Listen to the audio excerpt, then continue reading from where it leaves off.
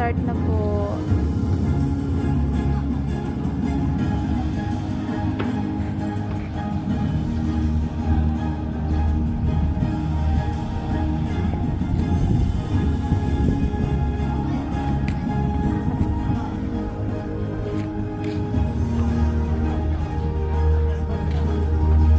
Maya-maya lang makakakita na ako ng naglalaba.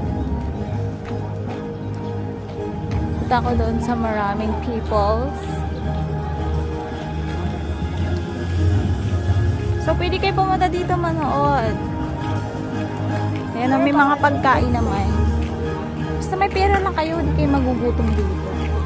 And then, may mga pulis na nagbabantay, alam nyo naman.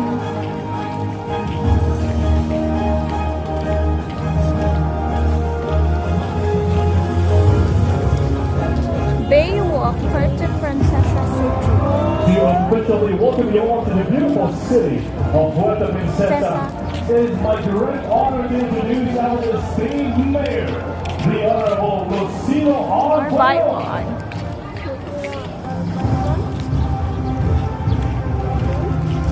Mayor yun, di ba, Ma? Entrance. Lakad-lakad muna kami kasi wala pa naman yung kasama namin. Level start.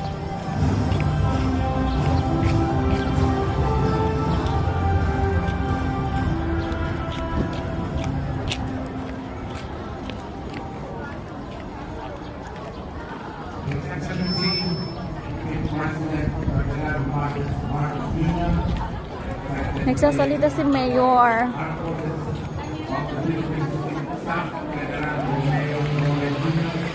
Nagwa-warm up na yung ibang ano guys. Oh, mga participant.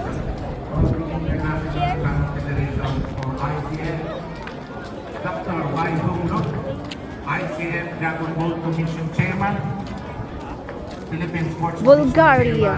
Richard Bachmann, Chinese and Taipei. Engineer Walter Torres, Bawat tent may pangalan ng Philippine country. Cano Kayak Federation President, and soon to be adopted daughter of the city of Puerto Princesa, Coach Len Esculiante and other officers. Tourism Regional Director Roberto Alabado, representing Tourism Secretary Cristina Frasco. To all the race officials and technical officials, to all the officials, coaches, partners, and athletes from the 25 participating countries. Mr. Benji Ramos, who started dragon boat racing and rowing in the Philippines.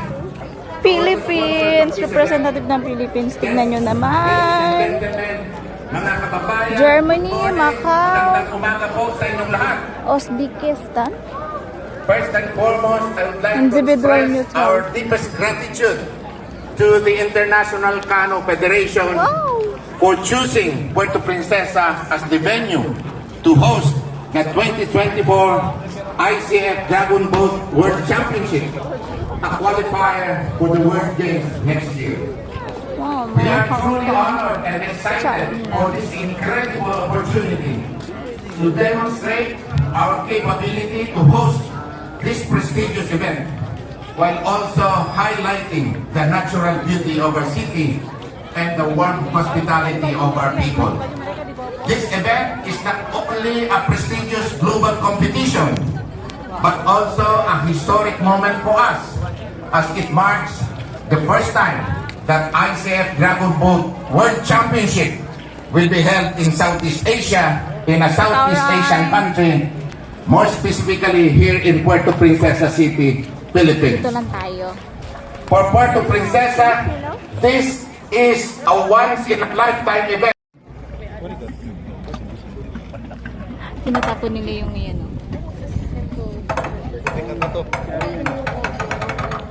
Yung Ian, yung representative ni Ian. Ano symbolism ng sa pag-protect ng global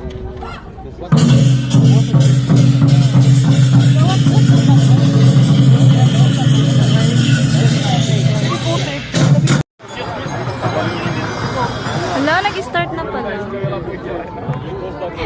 Late eh. My God.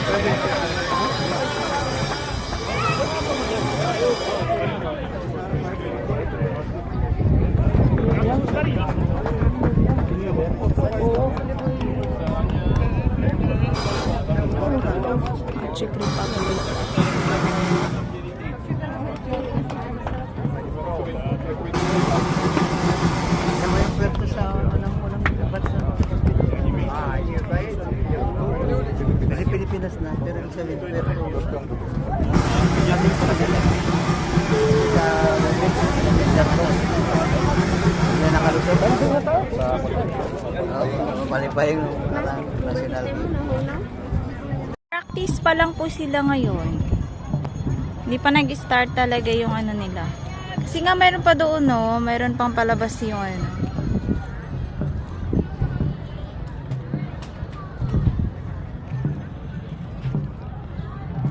Good luck sa kanila.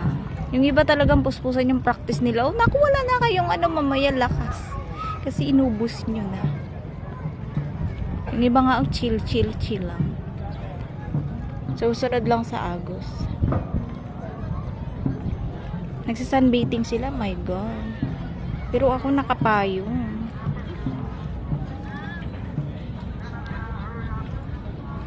Yan, ang bilis. Oh, kuya, naku, iwan ko sa inyo mamaya. Wala na kayong lakas. Para sa pangmalakas ang ano.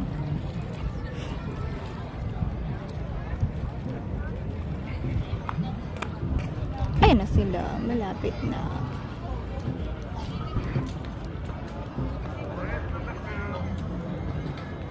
Practice sila.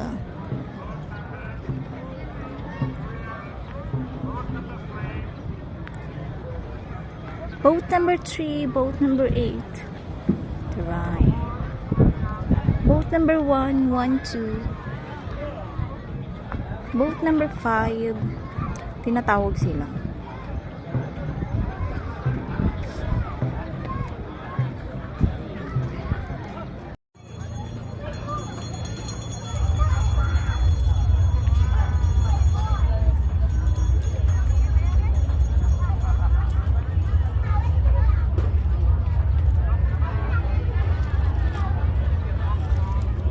Yung anong boat ba to yung ano, mga naka-blue?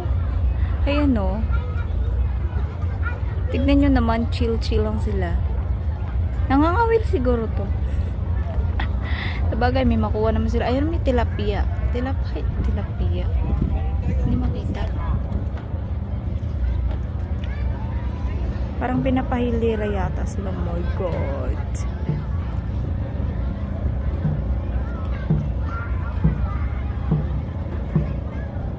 Ay! Ayan na. Okay, pinapalay na sila. 1, 2, 3. Kaya pala tinawag. Okay, right. 1, 2, 3, 4.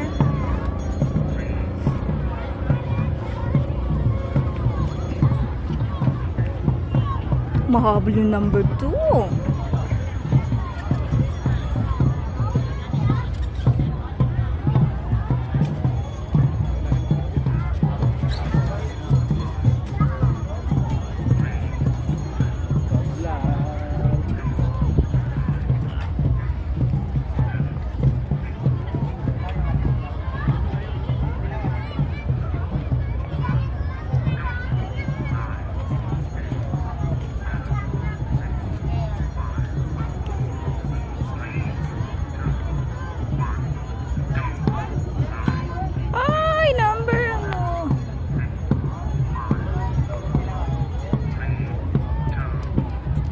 Sakit sa braso nito after ng competition nila.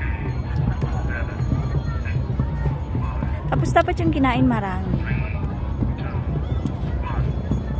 Bibi, hawakan mo yan yung payong ng maayos ha, kasi lipalong yan.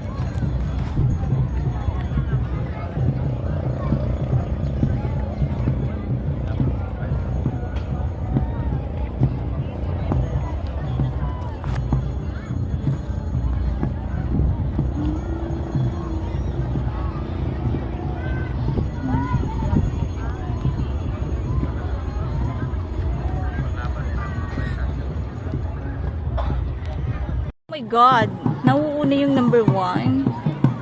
Tapos, number 3. May.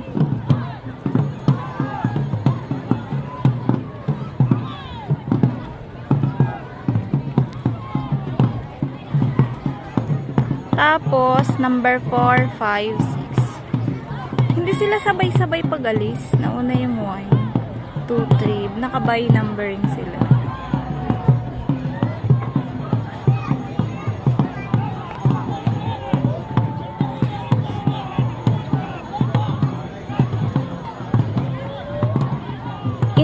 yata itong blue. India.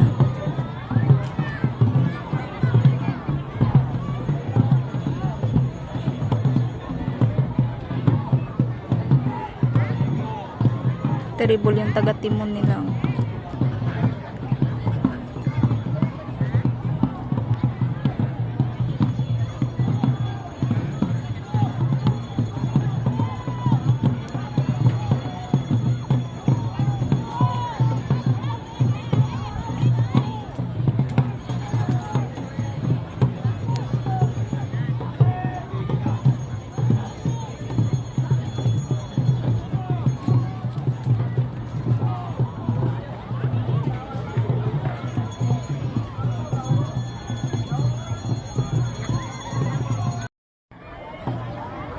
Ayun na yung number 1.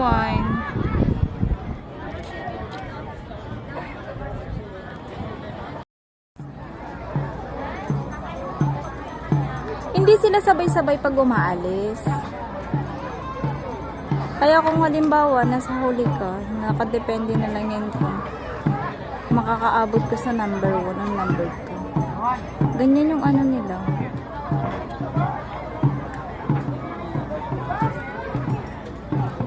Akala ko yung sabay-sabay yun.